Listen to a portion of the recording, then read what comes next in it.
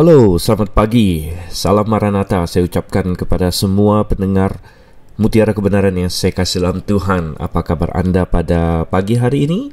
Atau mungkin siang atau malam hari, kapanpun Anda mendengarkan ini, saya harap dan saya doakan Anda dalam kondisi rohani yang baik di dalam Tuhan, jiwa, tubuh, dan roh terpelihara di dalam Yesus Kristus.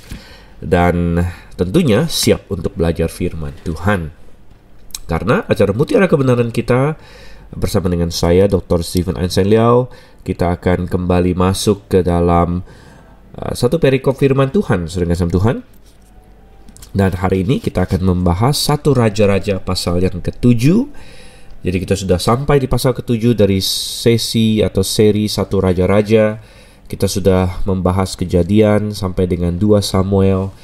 Sungguh ada banyak sekali hal-hal yang indah yang kita dapatkan. Dan di satu Raja-Raja ini kita masih berfokus di raja pertama setelah Daud, yaitu Raja Salomo. Dan Salomo juga adalah salah satu tokoh yang penting dalam Alkitab. Dan kita sudah melihat banyak hal. Bahkan seperti yang sudah kita lihat di 2 sesi sebelumnya, pasal 5, pasal 6 berbicara mengenai persiapan dan pembangunan dari Bait Suci. Itu adalah hal yang penting sekali. Dan masuk ke pasal 7 di sini kita akan melihat pembangunan lebih lanjut dari Raja Salomo. Dan tentu dari semuanya itu bukan hanya ada suatu ketertarikan akademis atau mungkin kita senang mempelajari arsitektur bangunan-bangunan kuno, ya, di mana ya, kita belajar tentang dimensi dari bait suci dan sebagainya. Namun ada pelajaran-pelajaran rohani bagi kita. Oke, tanpa berlama-lama lagi, mari kita masuk ke dalam satu Raja-Raja pasal yang ke-7. Saya harap Anda semua bisa mengikuti dengan Alkitab di tangan Anda. Kalau tidak, Anda bisa mendengarkan dengan baik saat firman Tuhan dibacakan. Nah, sebelum kita masuk, kita akan berdoa terlebih dahulu. Bapa yang di surga, kami memohon kepada Engkau untuk menolong kami. Dan kami mengucap syukur bahwa Engkau mengasihi kami dan telah menyediakan firman-Mu bagi kami, yang kami yakin adalah karena Engkau ingin kami memahaminya. Oleh karena itu permintaan ini kami ajukan dengan suatu keyakinan bahwa ini adalah permintaan yang sesuai dengan kehendak-Mu, yang pasti Engkau penuhi, pasti Engkau jawab. Dan kami memohon Roh Kudus akan menerangi hati dan pikiran kami untuk memahami kebenaran firman-Mu. Sekali lagi pimpin Tuhan, baik hamba sebagai pembicara maupun semua pendengar Mutiara Kebenaran dimanapun mereka berada. Engkau yang kiranya menyertai mereka. Kami berdoa dalam nama Yesus Kristus. Amin. Oke, pasal ini cukup panjang. Ada 51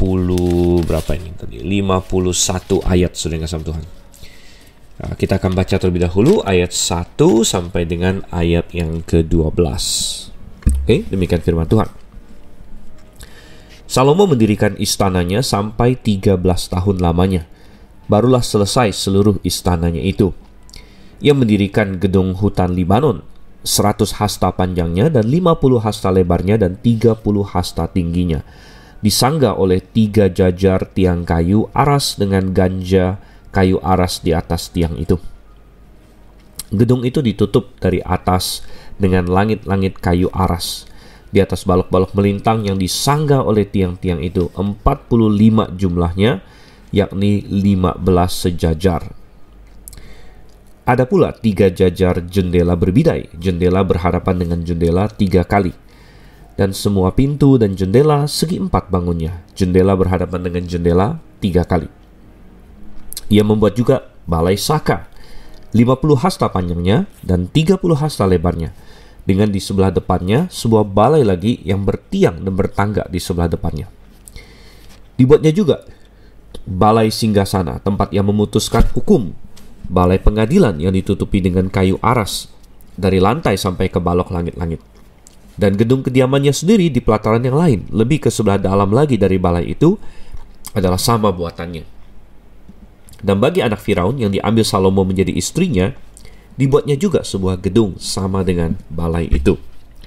Tembok dari semuanya ini dibuat dari batu yang mahal-mahal, yang sesuai dengan ukuran batu pahat, digergaji dengan gergaji dari sebelah dalam dan dari sebelah luar, dari dasar sampai ke atas, dan juga dari tembok luar sampai kepada tembok pelataran besar. Bahkan dasar gedung-gedung itu dari batu yang mahal-mahal, batu yang besar-besar, batu yang 10 hasta dan batu yang 8 hasta. Di bagian atas ada batu yang mahal-mahal, berukuran batu pahat dan kayu aras juga.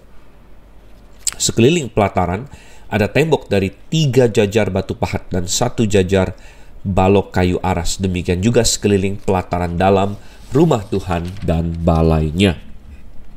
Oke, jadi melanjutkan dari pasal 6. Di pasal 6 kita melihat bagaimana Salomo mendirikan bait suci dengan segala kemegahannya, ukurannya, dan lain sebagainya. Dan di sini kita melihat narator firman Tuhan dan Roh Kudus menginspirasikan pencatatan bagaimana Salomo membangun istananya, saudara kasih Tuhan. Dan di ayat 1 dikatakan Salomo mendirikan istananya sampai 13 tahun lamanya. Nah, saya ada membaca banyak komentator yang mengkritik Salomo di sini. Ya, jadi mereka mengkritik Salomo. Mereka berkata bahwa wow, ini berarti Salomo adalah seorang yang mereka bilang nomor satu, mereka sering bilang ini mengindikasikan Salomo boros. Ya, Salomo hanya tahu misalnya menghabiskan uang saja dan lain sebagainya, atau terlalu ekstravagan dan lain sebagainya. Kemudian serangan kedua yang sering diajukan kepada Salomo adalah bahwa lihat, dia menghabiskan waktu 7,5 tahun. Kita baca di pasal 6 kan, 7,5 tahun dia membangun bait suci, tetapi untuk istananya sendiri 13 tahun lamanya. Jadi total 20 tahun, Anda bisa bayangkan di sini. Total 20 tahun. Jadi mereka berkata bahwa berarti Salomo lebih memprioritaskan rumahnya sendiri. Salomo lebih menaruh perhatian kepada rumahnya dan lain sebagainya. Tetapi saya tidak merasa bahwa kritikan-kritikan ini fair atau adil terhadap Salomo. Ya, tentu banyak sekali hal yang kita tidak tahu mengenai Salomo, saudara Tuhan, sehingga untuk membuat suatu penghakiman atau judgment seperti itu cukup berbahaya sebenarnya. Saya hanya ingin mengatakan beberapa hal. Nomor satu, fakta bahwa Salomo mendirikan istananya selama 13 tahun tidak berarti bahwa dia memprioritaskan rumahnya dibandingkan dengan bait suci, saudara kasih Tuhan. Bahkan fakta bahwa dia membangun bait suci terlebih dahulu. Perhatikan kan, di ayatnya yang di pasal 6 dia sudah bangun bait suci, baru di pasal 7 dia bangun istananya. Jadi dia mendahulukan pembangunan bait suci. Itu sudah suatu bukti yang cukup kuat bahwa dia mengutamakan bait suci. Nah, kenapa dia menghabiskan waktu lebih banyak untuk membangun istananya? Nah, ini bukan berarti bahwa dia lebih mengutamakan istananya. Justru sebaliknya, bisa jadi ketika dia membangun bait suci, dia mengerahkan segala daya upaya, itu menjadi suatu hal yang prioritas, sehingga itu dilakukan dengan sangat serius, dengan jadwal yang ketat, karena dia tahu ini adalah barang yang prioritas, sehingga selesai dalam waktu yang relatif lebih pendek, yaitu 7,5 tahun. Sedangkan ketika dia membangun istananya, perhatikan beberapa hal. Istananya ini bukan hanya satu istana, melakukan suatu kompleks. Jadi bangunan yang dibangun jauh lebih banyak. Ada, tadi kita baca sekilas ya, nanti kita akan lihat lagi, ada yang gedung hutan Libanon, ada balai Saka, namanya balai Singgasana, dan lain sebagainya. Jadi karena bangunan yang dibangun ada jauh lebih banyak, ya tentu waktu yang dibutuhkan lebih banyak. Lagi pula bisa jadi justru dia tidak merasa membangun istananya itu suatu prioritas yang harus diselesaikan dalam waktu yang singkat dan lain sebagainya. Tidak seperti bait suci. Nah, bait suci itu justru adalah hal yang sangat prioritas, yang ya ingat bahwa bapaknya Daud sudah wanti-wanti dia, dan dia tahu juga Tuhan sudah menubuatkan bahwa dia akan membangun bait suci. Jadi dia merasa perlu mengerahkan segala daya upayanya untuk menyelesaikan bait suci itu. Sedangkan untuk istananya sendiri, ya bisa saja pelan-pelan juga nggak masalah, ya dengan berjalannya waktu. Jadi tidak terlalu diburu-buru dan lain sebagainya. Jadi fakta bahwa dia menghabiskan 13 tahun untuk membangun rumahnya tidak berarti bahwa dia memprioritaskan rumahnya, saudara kasih Tuhan. Lagi pula rumah dia bisa dimodifikasi lagi, bisa direnovasi ya. Jadi kita bisa membayangkan, dan saya yakin semua orang yang pernah membangun rumah pasti pernah merasakan bahwa Anda mulai dengan satu desain, kemudian di tengah jalan Anda bisa nggak jadi deh, kita ubah lagi dan lain sebagainya, yang bisa mengulur waktu penyelesaian itu. Jadi sama sekali tidak ada suatu hal yang absolut kita bisa berkata bahwa Salomo di sini lebih mengutamakan rumahnya sendiri. Kebanyakan orang yang mengkritik Salomo melihat dia dari kacamata akhir hidupnya, karena kita sudah tahu di pasal-pasal belakangan, sekali lagi spoiler spoiler, kita belum sampai ke pasal-pasal itu, tapi saya yakin pendengar Mutiara Kebenaran sekalian yang sudah banyak baca firman Tuhan, tentunya kita sudah tahu cerita Salomo bahwa di akhir hidupnya dia memang menyimpang. Di akhir hidupnya dia ada tertarik kepada istri-istri asingnya, kemudian dibelokkan hatinya dan lain sebagainya. Itu di pasal belakangan, saudara kasih Tuhan. Nah, tetapi banyak orang, ya termasuk komentator dan lain sebagainya, dan kadang-kadang saya sendiri juga, kita menjudge atau menghakimi bagian-bagian awal dari kerajaan Salomo dengan kacamata bahwa terakhir dia menyimpang, sehingga kita mengkritik apa yang dia lakukan di depan juga. Padahal itu tidak terlalu fair, karena di bagian awal dia belum menyimpang, saudara Tuhan. Jadi tidak ada indikasi bahwa dia melakukan ini semua karena dia kurang mengasihi Tuhan dan lain sebagainya. Bahkan Alkitab dengan tegas mengatakan, kan sudah pernah kita baca kan di pasalnya yang ketiga, ketika ketika Tuhan pertama menampakkan diri kepada Salomo. Masih ingat 1 Raja-Raja 3 ayat 3, saya bacakan itu. Dan Salomo menunjukkan kasihnya kepada Tuhan dengan hidup menurut ketetapan-ketetapan Daud ayahnya. Jadi Salomo adalah orang yang dikatakan Tuhan mengasihi dia, sampai-sampai dikasih nama Yedija oleh Tuhan, dan dikatakan dia juga mengasihi Tuhan. Jadi kita harus melihat bahwa walaupun belakangan memang dia ada menyimpang, dia ada jatuh dalam dosa dan lain sebagainya yang sangat serius, kita tidak menghilangkan keseriusan hal-hal itu, namun itu belum terjadi di awal masa hidupnya. Jadi sama seperti Daud, ya, kita bisa melihat pemerintahan Daud di awal itu semua sangat positif sebelum dia jatuh dalam dosa dengan Batsheba, gitu kan. Semua yang dilakukan Daud boleh dibilang dicatat secara positif, walaupun dia juga sudah ada kesalahan waktu itu, yaitu dia mengambil istri lebih dari satu dan sebagainya. Tapi sebelum 2 Samuel pasal 11 di mana dia jatuh dalam dosa dengan Batsheba, hampir semua yang dicatat tentang Daud itu hal-hal yang positif, saudara kasih Tuhan. Nah, demikian juga sebenarnya dengan Salomo. Saya yakin bahwa maksud dan tujuan dari penulis 1 Raja-Raja mencatat tentang dia membangun istananya Salomo dan lain sebagainya bukanlah untuk mengkritik dia, tetapi justru adalah semacam gambaran akan kehebatan dia, keagungan dia dan lain sebagainya. Dan ini mengantar saya kepada poin yang kedua, di mana sebagian orang mengklaim bahwa Salomo terlalu ekstravagan, ya, apa istilahnya bahasa Indonesianya, ekstravagan, terlalu bermewah-mewahan lah begitu dengan istananya. Ini adalah tentunya sesuatu yang sangat-sangat aneh, ya, satu kritikan yang sangat konyol menurut saya. Dia adalah seorang raja, saudara Tuhan, dan di dalam kerajaannya raja harus dimuliakan begitu. Justru kemuliaan raja, istana raja adalah muka bagi negara itu, muka bagi bangsa itu. Semakin hebat itu, semakin mulia itu, semakin terangkat juga martabat dari kerajaannya, dari bangsanya, saudara kasih Tuhan. Dan ingat bahwa Salomo juga adalah tipologi dari Yesus Kristus sebenarnya. Seperti Daud adalah tipologi dari Yesus Kristus, dan Salomo adalah gambaran dari Yesus Kristus. Dan oleh karena itu Salomo adalah raja yang membangun, dan raja yang Tuhan sendiri berkata bahwa dia akan memberkati Salomo dengan kekayaan. Ya, karena Salomo tidak meminta kekayaan, dia meminta hikmat. Masih ingat di pasal 3, Tuhan bilang, aku akan berikan kepadamu kekayaan. Jadi sangat aneh kalau ada orang berkata, oh dia terlalu mewah. Justru kemewahannya ini, kemuliaannya, keagungan dari istananya dan sebagainya, mengangkat harkat dan derajat dia, mengangkat pamor dia sebagai raja Israel, ya, yang akhirnya mengangkat derajat dari Israel itu sendiri di mata internasional. Dan saya sudah katakan bahwa di masa Salomo lah negara Israel akhirnya boleh dibilang muncul di dalam peta internasional secara mentereng begitu, ya. Dan itu sudah mulai di zaman Daud memang, karena Daud punya hubungan dengan berbagai raja seperti Raja Hiram di Tirus dan sebagainya, tapi itu diperkuat oleh Salomo. Ya. Oke, dan nah, sesudah mengatakan demikian, coba kita lihat sedikit gedung-gedung yang dibangun oleh Salomo.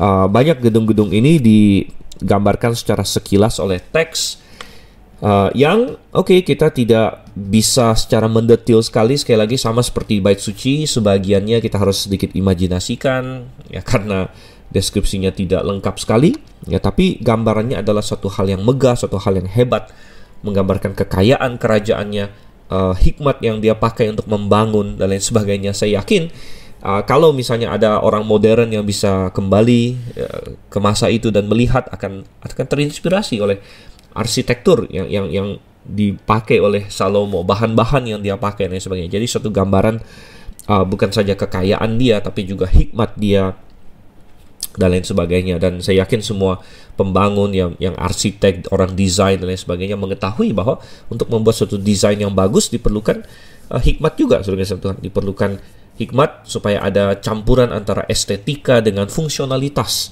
yang bagus dan lain sebagainya. Nah, coba kita lihat di sini gedung yang pertama disebut gedung hutan Libanon. Wow, saudara Tuhan, ini dikasih nama demikian. Ukurannya saja lebih besar dari bait suci kembali. Makanya saya katakan mengapa gedung-gedung ini memakan waktu yang lebih banyak dari pembangunan bait suci, bukan karena Salomo tidak memprioritaskan bait suci. Dia sudah bikin bait suci duluan, sudah selesai duluan, baru dia bikin semua ini. Tapi bangunannya lebih besar, bangunannya lebih banyak ya. 100 hasta panjang kita sudah bahas, satu hasta kira-kira 50 cm, berarti 50 meter panjangnya, 50 hasta lebar 25 meter, 30 hasta tingginya 15 meter, tingginya sama dengan bait suci di sini. Dan disangga oleh 3 jajar tiang kayu aras. Dan kayu aras adalah kayu yang sangat mahal, kayu yang sangat berharga, yang diambil terutama sumbernya adalah dari Libanon. Dengan ganja kayu aras di atas tiang itu. Nah, di poin di sini kita akan nanti ketemu kata ganja beberapa kali, cukup banyak kali di dalam pasal ini.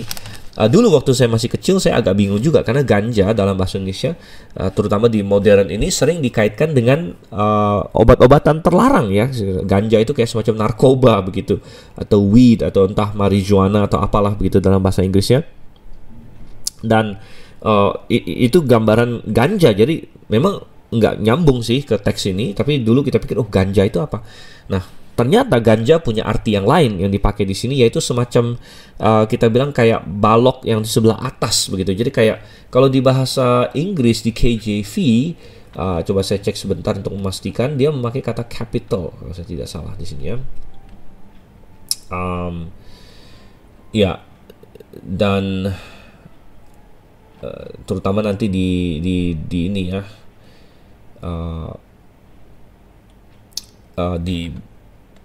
di pasal 13 dan seterusnya, ketika digambarkan tentang pembangunan 2 tiang itu dan ada ganja di atasnya, itu adalah diterjemahkan chapiter atau capiter atau capital. Jadi kayak semacam kepalanya. Jadi kayak Anda bisa membayangkan satu tiang lalu di atasnya ada sesuatu begitu, kayak kepala dari tiang itu. Nah, itulah yang sepertinya diterjemahkan ganja di sini, di LI di sini ya.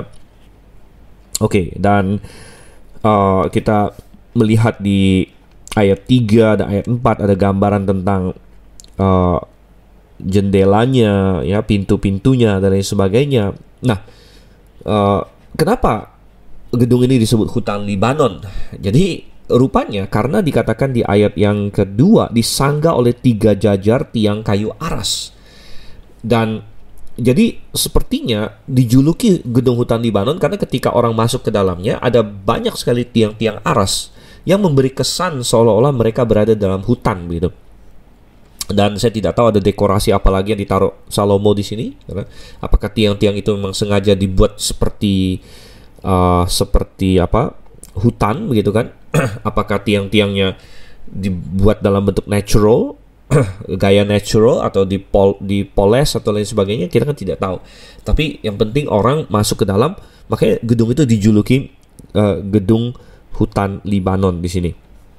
Nah, berdasarkan bagian-bagian lain firman Tuhan, kita mendapatkan kesan bahwa gedung ini dipakai terutama sebagai semacam tempat perlengkapan. Jadi tempat perlengkapan terutama senjata gitu. kita tahu bahwa Salomo menaruh perisai-perisai emas di situ. Jadi adalah tempat di mana persenjataan ditaruh, dan mungkin ini juga suatu gedung tempat orang bisa bertemu dan lain sebagainya. Tetapi yang jelas orang akan sangat kagum ketika masuk ke sini. Mungkin ini adalah semacam ruang showcase, begitu, showcase-nya Salomo, di mana dia mempertontonkan kalau misalnya dia punya tamu undangan dan lain sebagainya, envoy atau duta-duta dari negara-negara lain, dan Salomo ingin membuat mereka terpukau dengan kerajaannya, ingin membuat mereka wow, bergumam dan lain sebagainya. Dia bisa bawa mereka ke gedung ini untuk melihat hebatnya arsitektur Israel, kekayaan dia, bahkan ada perisai-perisai emas dan lain sebagainya. Ya, jadi ini adalah salah satu gedung yang dia buat di sini. Kemudian dia ada buat lagi yang disebut di ayat yang ke-6, ya, sebagai, kalau di bahasa Indonesia dia terjemahkan balai saka. Balai saka. Nah, saka di sini kalau dalam bahasa aslinya itu dari kata amudim, yaitu tiang. Ya, jadi balai yang terdiri dari tiang-tiang. Jadi ya, ini sepertinya kenapa disebut selanjutnya, bisa jadi balai ini bersampingan atau berdampingan dengan gedung Libanon itu tadi. Jadi masih ada koneksinya di sini. Ya, dan setelah itu ada balai singgasana. Nah, ini sangat penting sekali. Ini mungkin salah satu ruangan yang paling penting selain bait suci tentunya, karena dikatakan tempat ia memutuskan hukum, disebut juga dengan balai pengadilan.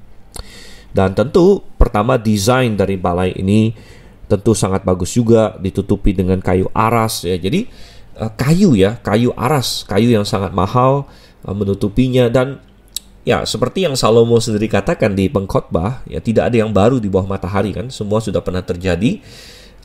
Dan di dunia sekarang ini, saya secara pribadi perhatikan, ya, akhirnya kayu dianggap sangat mahal lagi, begitu. Ada sempat suatu masa arsitektur di mana orang suka dengan ini, ya, kayak misalnya gaya tembok atau pakai besi dan lain sebagainya.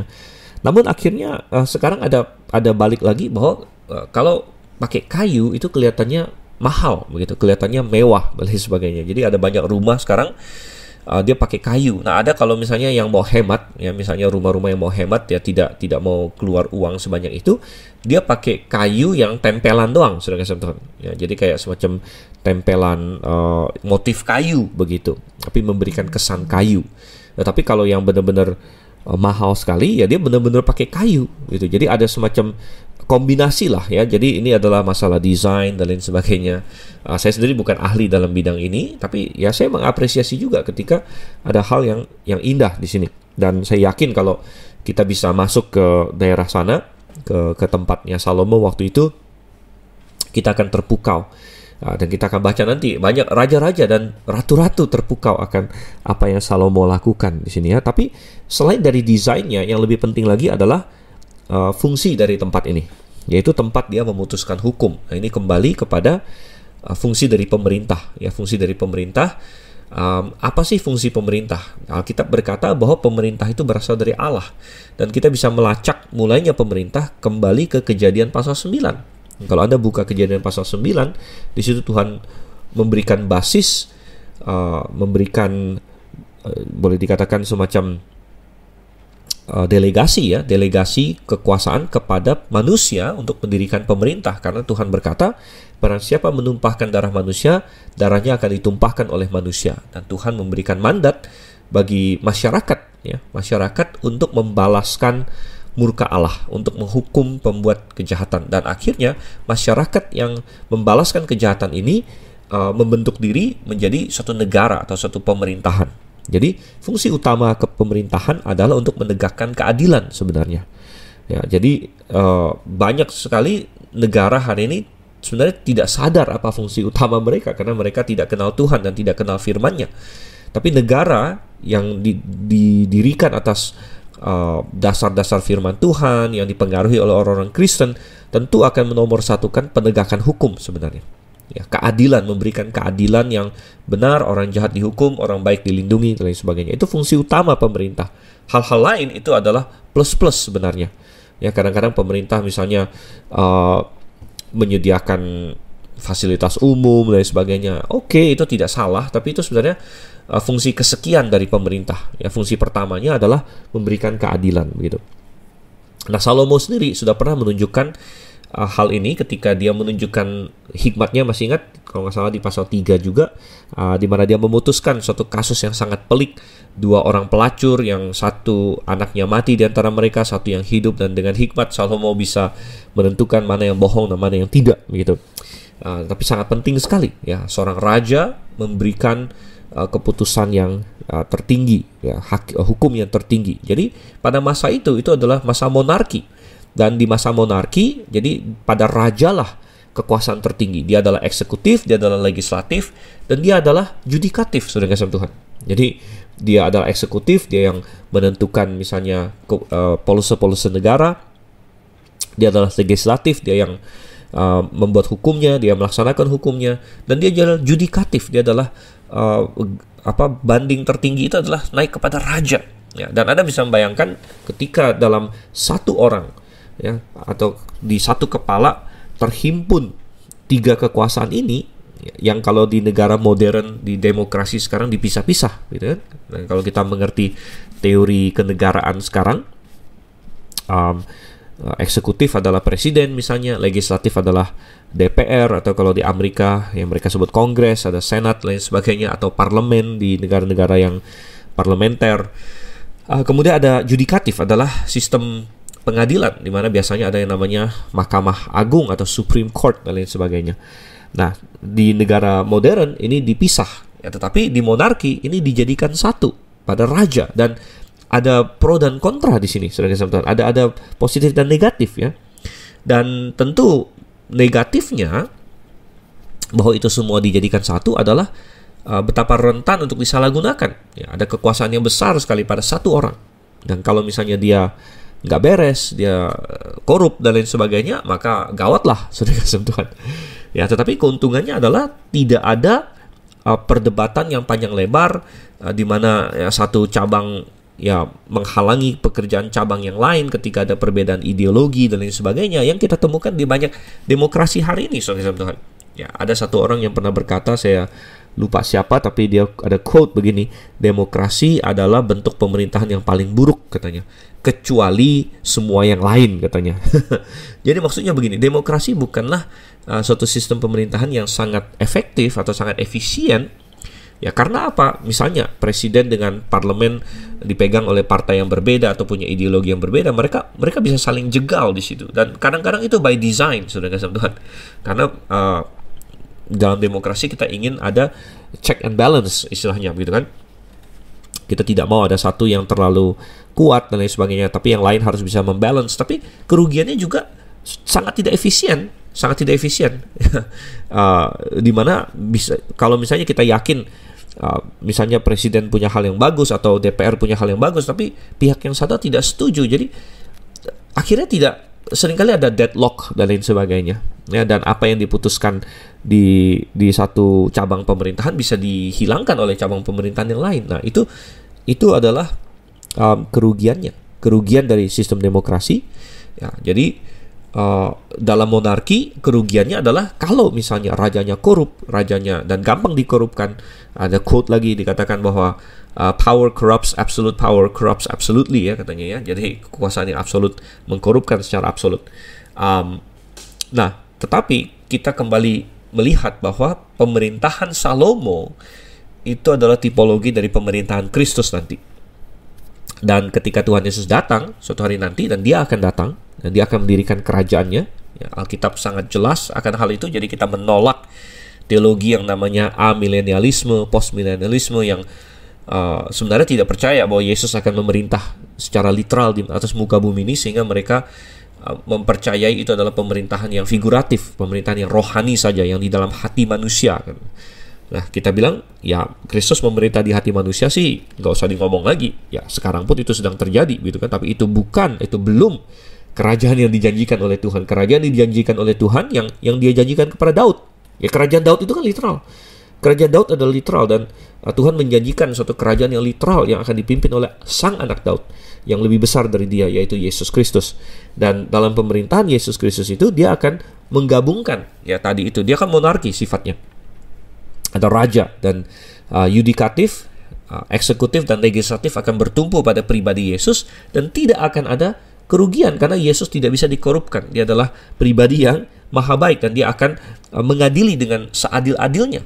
Ya, dan banyak sekali nubuat, misalnya di Mazmur pasal 2, di Wahyu pasal 2 dan pasal 3 dinubuatkan bahwa Yesus akan memerintah bangsa-bangsa dengan gada besi. Jadi dia akan menjadi dia akan membuat hukum yang adil, dia akan melaksanakan hukum yang adil, dan dia akan menghukum yang melanggar hukum dengan adil sebagai yudikatif. Dan kita lihat di sini di ayat 7, kembali ke 1 Raja-Raja pasal 7, Salomo tidak melupakan fungsi utama dia sebagai raja, yaitu untuk memberikan keadilan kepada umatnya. Dia membuat di sini balai singgasana, ya, yaitu balai pengadilan. Oke, dan kemudian ayat 8 dan seterusnya ada gedung kediaman dia sendiri, tempat dia tinggal, dan disitulah dia bawa istrinya, yaitu anak Firaun. Ya, kita bisa membayangkan desain yang indah, begitu kan, dan kita diberitahu bahwa ada batu yang mahal-mahal dan sebagainya digambarkan kepada kita di ayat 9, 10, 11 dan 12. Ya, trennya adalah seperti hari ini juga, ya, ya, untuk memberikan kesan mewah, ya, banyak rumah hari ini trennya adalah membuat kita pakai semakin besar keramiknya. Ya, jadi keramik itu kan ada yang kecil, ya, 30 kali 30 dan sebagainya, ada yang 40 kali 40, 50 kali 50, 60 kali 60. Jadi semakin besar kesannya semakin mewah begitu. Bahkan ada orang yang pakai marmer atau pakai granit yang seolah-olah tidak ada sambungannya, jadi satu piece langsung begitu.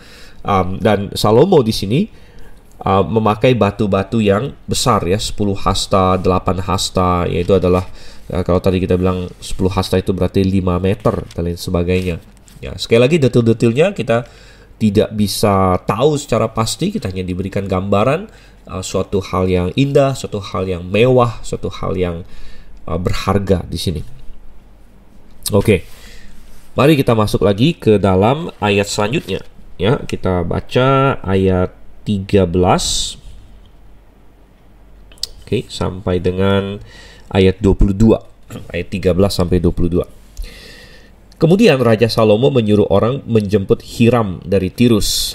Ia adalah anak seorang janda dari suku Naftali, sedang ayahnya orang Tirus, tukang tembaga. Ia penuh dengan keahlian, pengertian, dan pengetahuan untuk melakukan segala pekerjaan tembaga. Ia datang kepada Raja Salomo, lalu melakukan segala pekerjaan itu bagi raja. Ia membentuk 2 tiang tembaga. Tinggi tiang yang satu 18 hasta dan dapat dililit oleh tali yang 12 hasta panjangnya. Tiang yang kedua demikian juga. Dibuatnya juga 2 ganja untuk ditaruh di kepala tiang-tiang itu dari tembaga tuangan. Tinggi ganja yang satu 5 hasta dan tinggi ganja yang kedua 5 hasta. Dibuatnya pula 2 jala-jala untuk ganja yang ada di kepala tiang itu. Jala-jala itu semacam kawat berpilin, semacam untaian rantai. 1 jala-jala untuk ganja yang satu dan 1 jala-jala untuk ganja yang kedua. Kemudian dibuatnya juga buah-buah delima, 2 jajar berkeliling pada jala-jala yang satu untuk menutupi ganja yang di ujung tiang itu, dan demikian pula dibuatnya pada ganja yang kedua. Dan ganja yang di kepala tiang dekat balai depan itu berbentuk bunga bakung. Tingginya 4 hasta. Oke. Yakni ganja-ganja yang di atas kedua tiang itu di sebelah atas sekali, lewat jala-jala yang meliliti perut ganja itu. Dan buah-buah delima ada 200 berjajar berkeliling pada ganja yang satu, demikian juga pada yang kedua. Kemudian tiang-tiang itu didirikannya dekat balai ruang besar. Ketika ia mendirikan tiang kanan, ia menamainya Yakin. Ketika ia mendirikan tiang kiri, ia menamainya Boaz. Dan setelah bentukan bunga bakung itu ditaruh di kepala tiang-tiang itu, maka siaplah pekerjaan membuat tiang-tiang itu. Oke. Nah, kita diperkenalkan kepada satu orang di sini yang disebut Hiram dari Tirus. Nah, ini bukan nama rajanya ya, karena di pasal 5 kita sudah ketemu Raja Hiram, yaitu Raja Tirus. Ini adalah seorang Tirus juga, namanya Hiram juga, tapi jelas bukan rajanya. Ya, biasanya kalau nama itu dipopulerkan oleh seseorang, maka banyak orang akan memakai nama itu. Ya. Seperti di Indonesia, banyak orang akhirnya mungkin kasih nama anaknya Soekarno atau Soeharto atau lain sebagainya. Mungkin ada anak yang dikasih nama Jokowi setelah Presiden Jokowi jadi raja. Dan ini ada seorang namanya Hiram, dia sebenarnya setengah Yahudi, mamanya dari suku Naftali, katanya dia adalah tukang tembaga. Dan yang signifikan kenapa dicatat di sini adalah ternyata dia adalah seorang yang ahli tembaga dan dipakai oleh Salomo. Nah, tentu Salomo memakai banyak orang, tetapi Hiram di sini disebut secara spesifik ya sebagai ahlinya, dan sepertinya dia yang mengawasi mungkin petugas-petugas yang lain yang berhubungan dengan pekerjaan tembaga begitu. Dan ini mengingatkan kita bahwa 400-an tahun yang lalu, ingat bahwa di pasal 6 kita sudah bahas, Salomo mendirikan bait suci 480 tahun setelah orang Israel keluar dari Mesir. Jadi sekitar 400-an tahun yang lalu, hampir 480 tahun yang lalu, orang Israel membuat kemah suci waktu itu. Dan waktu itu Tuhan juga menyiapkan orang-orang yang ahli. Dan kalau Anda masih ingat waktu kita bahas mutiara kebenaran di Keluaran, Anda masih ingat dua orang itu ya, yaitu Aholiab dan Bezaleel. Dan itu ada di Keluaran ya, pasal 30 sekian. Coba saya intip sebentar saja. Ya, di Keluaran pasal 31 ada namanya Bezaleel dan Aholiab. Dan Tuhan berbicara tentang Bezaleel Aholiab di ayatnya yang ketiga di sini ya, atau ayat 2 di sini. Lihat, telah kutunjuk Bezaleel bin Uri bin Hur dari suku Yehuda, dan telah kupenuhi dia dengan roh Allah, dengan keahlian dan pengertian dan pengetahuan dalam segala macam pekerjaan. Jadi bukan hanya Tuhan menyediakan bahan-bahannya, Tuhan juga memberikan keahlian kepada orang-orang yang tepat untuk bisa mengerjakan kemah suci pada waktu itu. Dan bagi Salomo juga demikian. Salomo adalah orang yang berhikmat memang, dia sangat pintar. Tetapi salah satu bagian dari berhikmat adalah tahu bahwa kita tidak mungkin ahli dalam segala sesuatu, saudara kasih Tuhan. Ya, Salomo bukan ahli dalam mengerjakan tembaga. Ya, dia tidak berkutat di bidang itu ya, tetapi orang yang berhikmat tahu bahwa dia memerlukan orang lain yang berhikmat gitu. Dan orang yang berhikmat memahami orang yang berhikmat yang lain. Oleh karena itu dia menemukan satu orang ini namanya Hiram, dan menarik sekali di ayat 14 dikatakan ia penuh dengan keahlian, pengertian dan pengetahuan, mirip dengan tadi Bezaleel ya. Tapi kata keahlian di ayat 14 di situ dan dikatakan dia penuh dengan keahlian. Kata keahlian di situ dalam bahasa Ibrani adalah hokmah, yang artinya hikmat ya. Bahkan bahasa Indonesia kita punya kata hikmah ya. Kata hikmah dalam bahasa Indonesia itu persis dari Ibrani. Sebenarnya Ibrani diserap ke Arab lalu ke bahasa Indonesia, yaitu hokmah ya. Hokmah dalam Ibrani kemudian jadi hikmah dalam bahasa Indonesia. Jadi dia penuh dengan hikmah. Nah, menarik sekali ya, karena Salomo sendiri dipenuhi dengan hikmah. Dan akhirnya dia dipakai oleh Raja Salomo. Dan kembali kita melihat di sini bahwa Tuhan akan memberikan apa yang diperlukan untuk pekerjaannya. Tetapi di sisi yang satunya lagi, itu sisi kedaulatan Allah. Di sisi yang satu lagi, sisi tanggung jawab manusia adalah apakah kita siap untuk dipakai oleh Tuhan, ya kan? Siapa di antara kita yang ingin berkata, Tuhan, aku ingin kau pakai. Ya. Berikanlah kepadaku keahlian, berikanlah kepadaku hikmat, berikanlah kepadaku pengertian dan pengetahuan, karena aku ingin engkau pakai ya di dalam pekerjaanmu. Dan ya, siapa yang ingin berkata demikian, saudara kasih Tuhan? Dan ini bisa dalam begitu banyak hal ya, dalam hal menjelaskan firman Tuhan. Apakah ada di antara pendengar mutiara kebenaran sekalian yang rindu untuk dipakai oleh Tuhan untuk menjadi pemberita kebenaran, untuk menjadi pemberita Injil, untuk menjadi penyampai firman? Anda butuh hikmat di situ. Saya selalu merasa saya butuh hikmat untuk bisa menjelaskan firman Tuhan, untuk bisa berkhotbah, untuk bisa menyampaikan kebenaran. Saya merasa saya sangat membutuhkan hikmat. Dan Tuhan masih mencari orang-orang yang rindu berkata, Tuhan, aku ingin melayanimu, tolong berikan aku hikmat. Dan dalam begitu banyak hal yang lain lagi.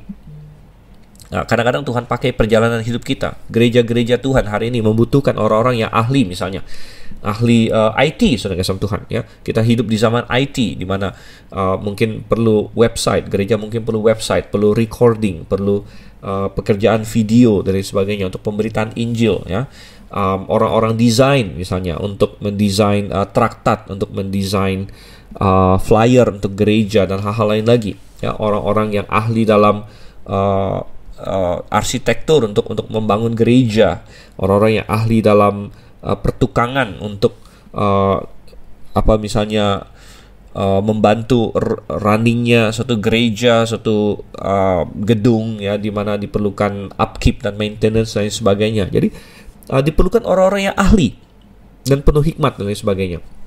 Dan Tuhan ingin juga supaya kita ikut ambil bagian. Jadi tentunya idealnya adalah setiap manusia itu kita memiliki hikmah dalam bidang kita masing-masing. Ya. Kita memiliki keahlian dalam bidang kita masing-masing. Dan lalu kita mempersembahkan keahlian kita kepada Tuhan. Ya, Tuhan, bagaimana Engkau memakai keahlian yang aku miliki? Ya, ada orang yang ahli, misalnya dia jago mencari uang, misalnya.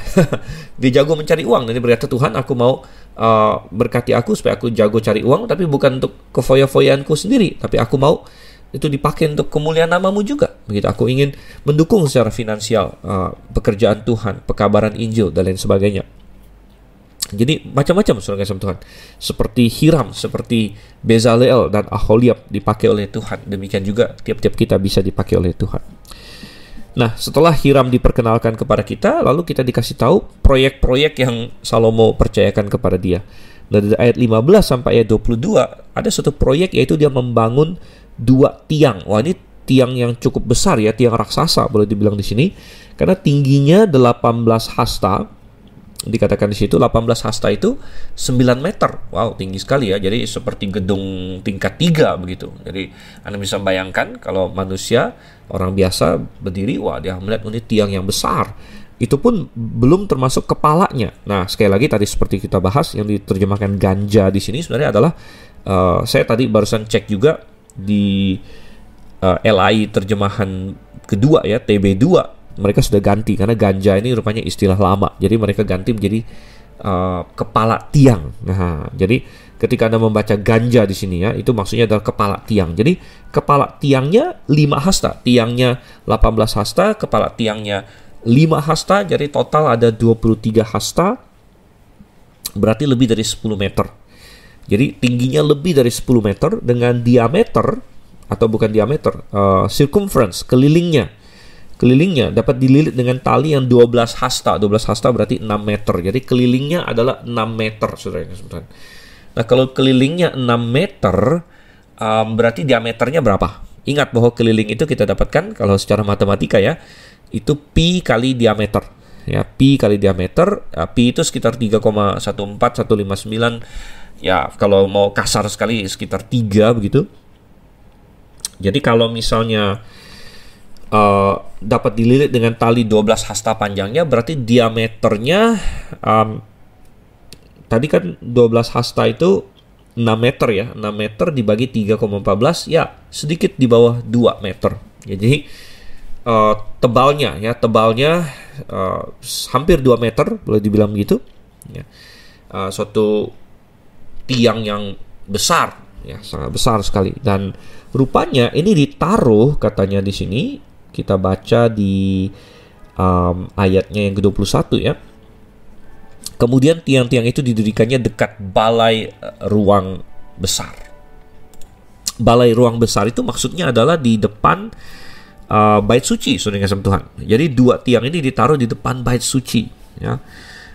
Selain ukurannya yang besar, ada dekorasinya juga, karena tadi kita baca bahwa di ganjanya atau di kepala tiangnya itu dibuat jala-jala, lalu dikasih seperti buah-buah delima. Sekali lagi kita membutuhkan sedikit imajinasi di sini, karena tentu dengan kata-kata saja beda, ya, kalau kita lihat gambarnya.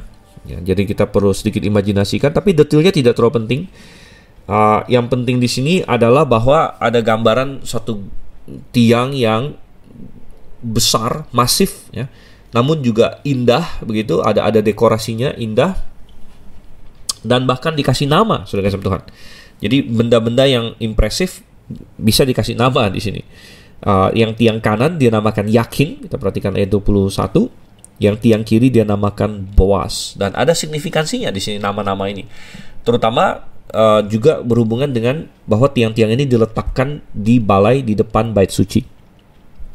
Nah, Yakin dalam bahasa Ibrani adalah dari turunan kata kerja kun, ya. Kun itu berarti kalau dalam bahasa Inggris to establish, bisa berarti mendirikan atau mengokohkan. Jadi yakin berarti dia akan mendirikan atau dia akan mengokohkan.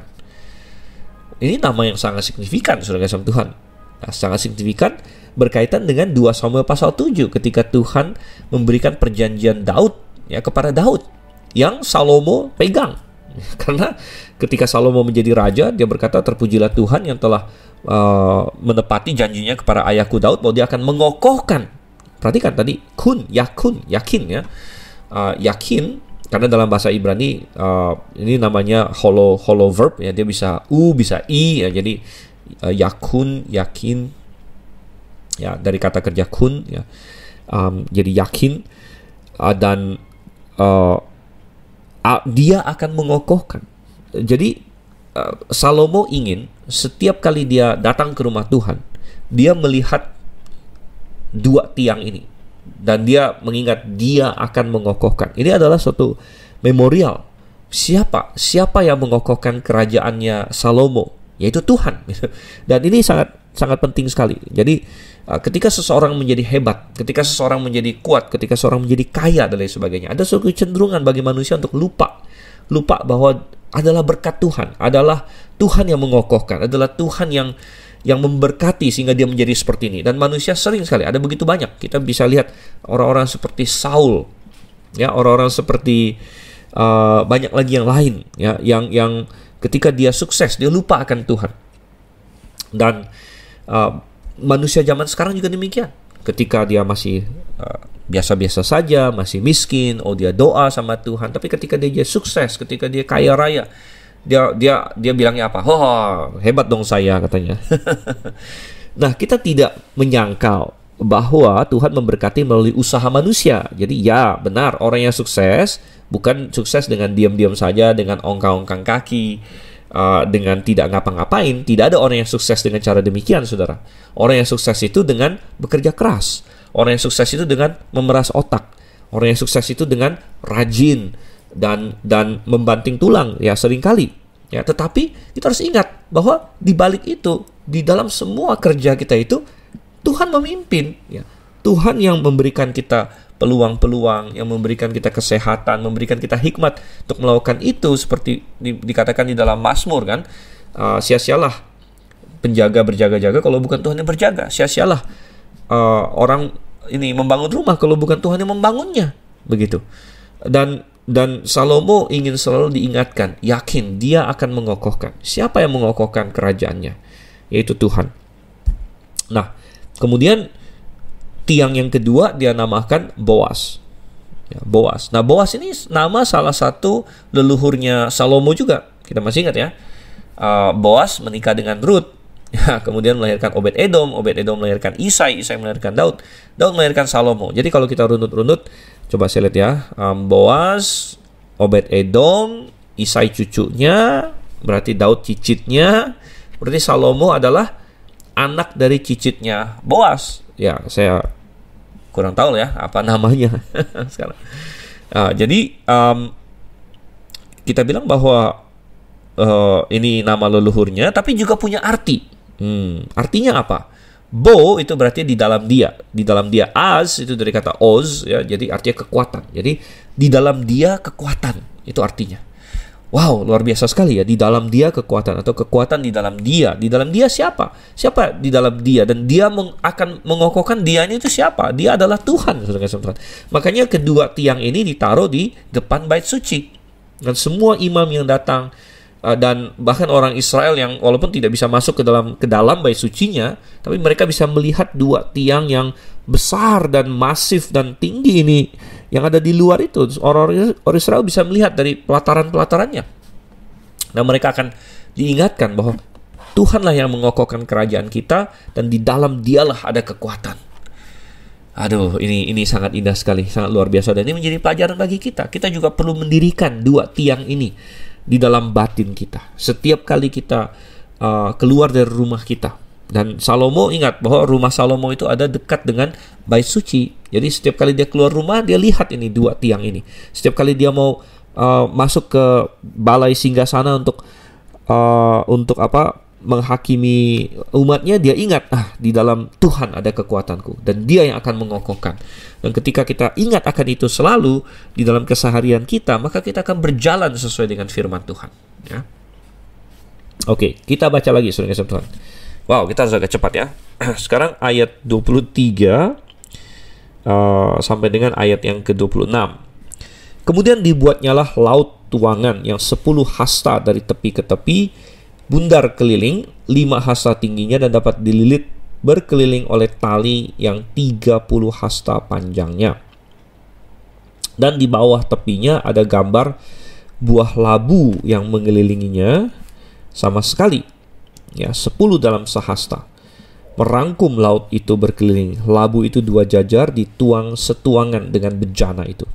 Laut itu menumpang di atas 12 lembu, 3 menghadap ke utara dan 3 menghadap ke barat, 3 menghadap ke selatan dan 3 menghadap ke timur. Laut itu menumpang di atasnya, sedang segala buntut lembu itu menuju ke dalam. Tebal laut itu setapak tangan dan tepinya serupa tepi piala, seperti bunga bakung yang berkembang. Laut itu dapat memuat 2000 bat air. Oke.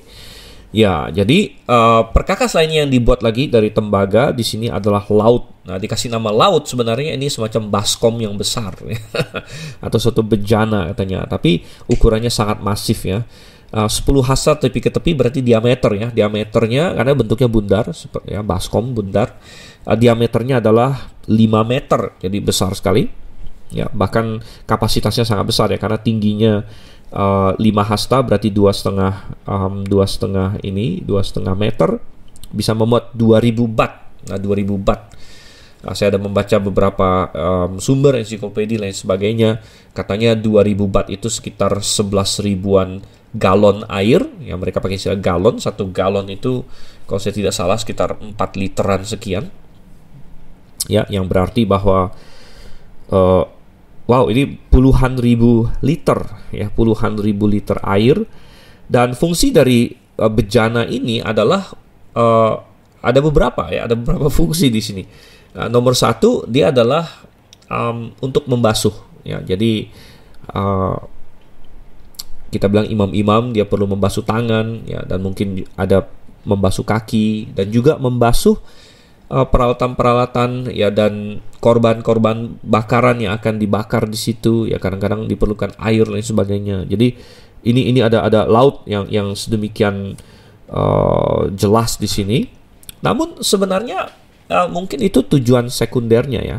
Tujuan primernya justru lebih simbolik kalau saya lihat di sini. Karena kalau untuk istilahnya benar-benar membasuh dan sebagainya, nanti kita akan baca di ayat selanjutnya ada bejana-bejana yang lebih kecil dan lebih praktis mungkin.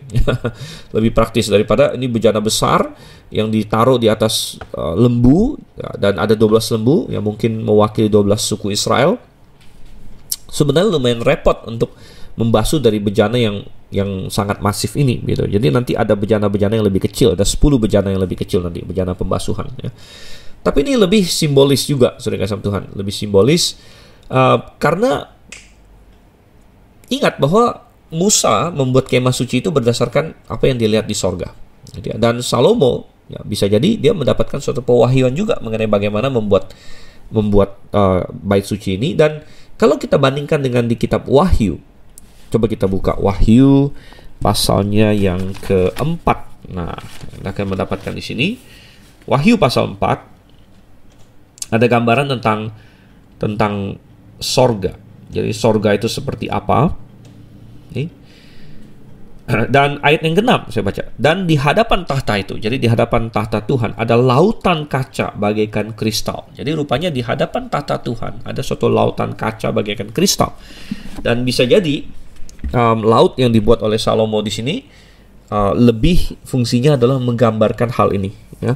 Dan memang ada fungsionalnya juga, yaitu untuk pembasuhan, tapi ingat bahwa pembasuhan bisa juga dengan bejana-bejana yang lain, gitu ya. Nah, dan selain itu juga ada gambaran kemegahan sekali lagi di sini ya. Jadi ukuran yang begitu masif menggambarkan suatu kemegahan yang luar biasa. Dan lautan yang ada di hadapan tahta Tuhan tadi di Wahyu pasal 4 ayat 6 di situ adalah lautan yang katanya bagaikan kristal kaca. Jadi yang tidak beriak, tidak bergelombang di situ ya. Dan menggambarkan stabilitas dan kekekalan dalam sorga di situ. Saya ingin sedikit ganti track ya, masuk ke masalah sedikit serangan terhadap Alkitab di sini, karena ada beberapa orang, beberapa pihak ya yang kadang-kadang menyerang Alkitab, lalu mereka bilang bahwa Alkitab salah di sini karena salah dalam hal menghitung keliling lingkaran katanya. Karena kalau kita baca di 23 ada suatu lingkaran yang 10 hasta katanya, 10 hasta diameternya, tapi kelilingnya dapat dililit dengan tali yang 30 hasta. Jadi mereka bilang, ini kesalahan katanya. Ini orang-orang kurang kerjaan, sudah. Karena seperti tadi sudah kita singgung, kita tahu bahwa keliling suatu lingkaran itu rumusnya adalah pi kali diameter. Nah, kalau diameternya 10, pi itu kan 3, nah sebenarnya pi itu adalah angka irasional karena dia tidak berujung. Ya, saya sendiri hanya tahu 3,14159, itu yang saya hafal. Sisanya ada orang yang spesialis, dia hafal angka pi ya. Wah, dia hafal sampai berapa ratus digit begitu. Oke, tapi itu tidak terlalu penting. Jadi mereka bilang 3,14 lah. Banyak orang hafal 3,14 ya. Kalau dikali 10 mestinya 31,4 atau hampir 31,5 hasta. Jadi mestinya kelilingnya adalah 31 hasta, 31,5 hasta. Tapi kenapa katanya ada kesalahan? Di sini cuma 30 hasta. Wow, saudara-saudara, ini orang yang kurang kerjaan sebenarnya. Tetapi jawabannya ada banyak ya. Jawabannya bisa karena kita bilang apa ya? Penggenapan ya. Kadang-kadang kan digenapkan ke angka terkecil atau terbesar. Tapi ada yang lebih indah lagi, penjelasan yang lebih indah. Itu kalau kita lihat di ayat 26-nya. Tebal laut itu setapak tangan dan tepinya serupa seperti piala. Nah, sekali lagi kita butuh sedikit imajinasi. Tapi kalau tepinya seperti piala, Anda bisa membayangkan dia kayak suatu baskom yang kayak ada kayak tepi yang menonjol keluar begitu. Anda bisa bayangkan nggak, kayak bunga, kan kita katakan seperti bunga bakung yang berkembang. Jadi kayak petal yang di atasnya itu kayak saya susah menggambarkannya dengan kata-kata ya, karena di tangan saya bikin gerakan gini, Anda nggak bisa lihat tangan saya. Dia kayak mengembang keluar. Ya, jadi kayak sehingga boleh kita bilang bahwa ujung dari bunga yang keluarnya itu atau yang bentuk kayak mengembang keluarnya itu lebih keluar dibandingkan dengan lehernya. Jadi boleh dibilang bahwa 10 hasta itu adalah diameter luarnya, boleh kita bilang. Nah, ini diameter luar gitu kan.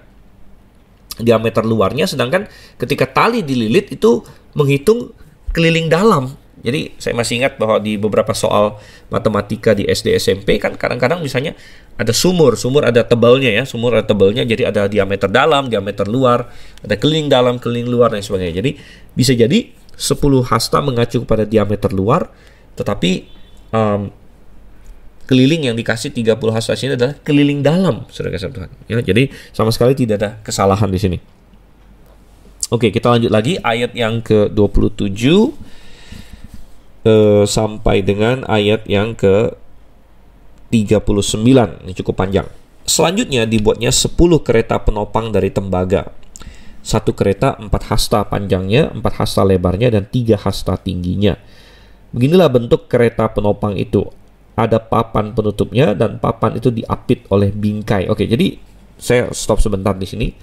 Berikutnya adalah apa yang disebut sebagai kereta penopang. Nah, kereta penopang ini bisa dianggap sebagai semacam suatu stand ya. Kalau di KJV dia terjemahkan basis, kayak tempat tempat berdiri, tempat menaruh sesuatu. Tapi kenapa disebut kereta oleh Elai? Karena rupanya tempat ini dikasih roda juga gitu. Supaya bisa digerakkan mungkin tempatnya gitu ya. Jadi makanya disebut kereta penopang, tapi sebenarnya kayak semacam tempat ini, kayak tempat menaruh barang gitu. Dan nanti kita akan lihat yang ditaruh di atasnya apa, yaitu bejana pembasuhan di sini ya. Oke, lanjut di ayat 29.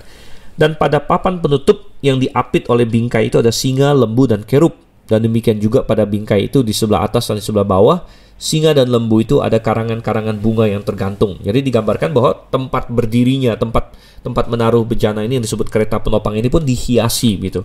Sekali lagi diperlukan sedikit imajinasi. Detail yang diberikan kadang-kadang sulit untuk kita ikuti secara 100%, tapi kita bisa membayangkan ada penutupnya ya, mungkin ada stand kemudian dikasih penutup dengan motif-motif ya. Motif apa di sini? Singa, lembu, kerub. Wow, singa, lembu, dan kerub, saudara kasih Tuhan. Dan ya ini gambarannya. Ayat 30, pada satu kereta penopang ada 4 roda tembaga. Oke, ada rodanya dengan poros tembaga. Dan pada keempat penjurunya ada sangga untuk menyangga bejana pembasuhan. Ya, sekali lagi, ini adalah untuk menaruh bejana pembasuhan. Sangga-sangga ini dituang, dan di sebelah luar setiap sangga ada karangan bunga. Dan mulut kereta penopang itu ada di sebelah dalam sangga-sangga itu, menonjol ke atas 1 hasta, mulutnya itu bundar, buatannya sebagai tumpuan, dan dalamnya 1,5 hasta. Juga pada mulutnya itu ada ukiran, tapi papan-papan penutupnya 4 persegi, jadi tidak bundar. Oke. Keempat roda itu ada di bawah papan penutup, dan tangan-tangan roda itu ada pada kereta penopang itu, dan tinggi satu roda ialah 1,5 hasta. Dan buatan roda itu seperti buatan roda kereta, tapi tangan-tangannya, lingkarnya, jari-jarinya, dan napnya semuanya tuangan. Keempat sangga pada keempat sudut setiap kereta penopang adalah seiras dengan kereta itu. Dan di sebelah atas kereta penopang itu ada leher bundar berkeliling, 1/2 hasta tingginya. Di sebelah atas kereta itu ada pula topang-topang dan papan penutup yang seiras dengan dia. Maka pada muka topang-topangnya itu dan pada papan-papan penutupnya diukirkannya lah kerub, singa, dan pohon korma masing-masing menurut tempat yang ada, dan karangan bunga sekeliling. Demikianlah dikerjakannya ke 10 kereta penopang itu. Tuangannya sama, ukurannya sama, dan potongannya sama semua. Lagi pula dibuatnya lah 10 bejana pembasuhan dari tembaga. Setiap bejana dapat memuat 40 bat air. Setiap bejana 4 hasta besarnya, dan ada 1 bejana di atas setiap kereta dari ke-10 kereta penopang itu. 5 kereta penopang ditaruhnya pada sisi kanan rumah itu, dan 5 pada sisi kirinya, tapi laut itu ditaruhnya pada sisi kanan rumah itu arah tenggara. Oke, jadi ini adalah bejana pembasuhan. Makanya saya katakan tadi, untuk pembasuhan yang mungkin biasa-biasa, mereka pakai yang bejana yang lebih kecil ini, yang hanya 4 hasta. Tapi kalau mungkin ada acara akbar yang banyak sekali persembahan dan sebagainya, mungkin mereka pakai yang laut itu. Dan bejana-bejana ini ditaruh di atas yang disebut kereta penopang. Jadi kayak suatu stand begitu, suatu tempat menaruh barang tapi bisa gerak-gerak. Jadi disebut kereta penopang. Dan ada banyak hiasan di situ yang menggambarkan banyak hal ya. Singa gambaran kerajaan ya, suatu yang royal, rajani. Lembu menggambarkan kekuatan. Kerub tentu menggambarkan ada dimensi ilahi di sini. Dimensi ilahi ya. Tuhan yang menyuruh, Tuhan, nama Tuhan ada di tempat itu dan lain sebagainya. Oke, kita baca terus ayat 40 sampai 51 ya, kita selesaikan. Dan Hiram membuat juga kuali-kuali, penyodok-penyodok, dan bokor-bokor penyiraman. Demikianlah Hiram menyelesaikan segala pekerjaan yang harus dilakukannya bagi Raja Salomo di rumah Tuhan, yakni kedua tiang dengan kedua bulatan ganja yang di kepala tiang itu, dan kedua jala-jala yang menutupi kedua bulatan ganja itu. Ke-400 buah delima untuk kedua jala-jala itu, 2 jajar buah delima untuk 1 jala-jala guna menutupi kedua bulatan ganja yang di atas tiang itu. Ke-10 kereta penopang dan ke-10 bejana pembasuhan yang di atas kereta itu, laut yang satu itu, dan ke-12 lembu yang di bawah laut itu. Kuali-kuali, penyodok-penyodok, dan bokor-bokor penyiraman. Segala perlengkapan yang dibuat Hiram bagi Raja Salomo di rumah Tuhan itu adalah dari tembaga yang diupam. Raja menuang semuanya itu di lembah Yordan, di dalam tanah liat antara Sukot dan Sartan. Dan Salomo membiarkan segala perlengkapan itu tidak ditimbang karena jumlahnya yang amat besar. Berat tembaga itu tidaklah terhitung. Salomo membuat juga segala perlengkapan yang ada di rumah Tuhan, yakni mezbah emas dan meja emas tempat menaruh roti sajian. Kandil-kandil dari emas murni, 5 di sebelah kanan dan 5 di sebelah kiri. Di depan ruang belakang, kembang-kembangnya, lampu-lampunya dan sepit-sepitnya dari emas. Pasu-pasunya, pisau-pisaunya, bokor-bokor penyiramannya, cawan-cawannya dan perbaran-perbarannya dari emas murni. Engsel-engsel untuk pintu ruang dalam, yakni tempat maha kudus, dan engsel-engsel untuk pintu ruang besar bait suci dari emas. Maka genaplah segala pekerjaan yang dilakukan Salomo di rumah Tuhan itu. Kemudian Salomo memasukkan barang-barang kudus Daud ayahnya dan menaruh perak, emas dan barang-barang itu dalam perbendaharaan rumah Tuhan. Oke, jadi pasal ini dimulai dengan Salomo membangun istananya. Tapi kemudian bagian yang terbesar dari pasal ini berbicara kembali mengenai penyelesaian bait suci. Ya, jadi penekanan jelas lebih besar kepada bait suci, dan sekali lagi membantah satu konsep bahwa Salomo lebih mementingkan rumahnya, gitu. Sama sekali tidak, ya. Dan bukan hanya bangunannya, tapi kita dikasih gambaran di sini segala perkakasnya dibuat yang tidak perlu kita sebut satu persatu, ya. Apa sodok-sodoknya, segala macam persiapan untuk persembahan, ya, dan termasuk yang tadi sudah kita bilang, bejana pembasuhan, laut, 2 tiang yang luar biasa, dan semua dibuat oleh Salomo, oleh Hiram. Jadi keduanya dipakai oleh Tuhan. Salomo sebagai raja, Hiram sebagai pelaksana, dan ini memberitahu bahwa mereka punya tugas dan fungsi masing-masing. Dan oke, hari ini sekali lagi kita tidak lagi membangun bait suci. Kita sudah bahas di sesi lalu, sesi 6, Anda bisa dengarkan lagi bahwa hari ini kita membangun apa? Tubuh kita adalah bait suci, tempat Roh Kudus tinggal, dan secara jemaat, ya, jemaat adalah bait Roh Kudus juga, ya. Dan kita tidak membangun bait suci secara fisik, ya. Gedung gereja hari ini tidak bisa dianggap bait suci, ya. Tidak ada ruang kudus, ruang maha kudus. Jadi gedung gereja bukan bait suci, tapi gedung gereja fungsional sebagai tempat pertemuan, saudara kasih Tuhan. Namun kita perlu membangun jemaat lokal, dan kadang-kadang membangun jemaat lokal ya berarti mendapatkan tempat untuk pertemuan yang bagus. Dan tapi lebih penting adalah membangun orang-orangnya, mendidik orang-orangnya dalam kebenaran, saling menasihati, saling menguatkan. Dan ya, memang kadang-kadang ada hal-hal fisik yang diperlukan, ada sound system yang diperlukan, AC yang diperlukan, gedung yang bagus yang diperlukan, ruang-ruang kelas yang diperlukan, mungkin fasilitas mobil yang diperlukan oleh suatu gereja dan lain sebagainya. Dan itu semua kita bisa ikut ambil bagian di dalamnya, seperti Salomo, seperti Hiram. Mari kita melayani Tuhan dengan apa yang ada pada kita.